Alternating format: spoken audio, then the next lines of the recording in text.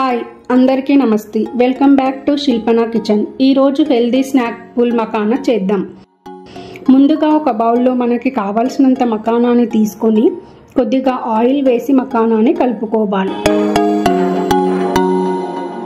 తర్వాత స్టవ్ వెలిగించి మకానాని ప్యాన్ లో వేసి లో ఫ్లేమ్ లో ఫ్రై చేసుకోవాలి।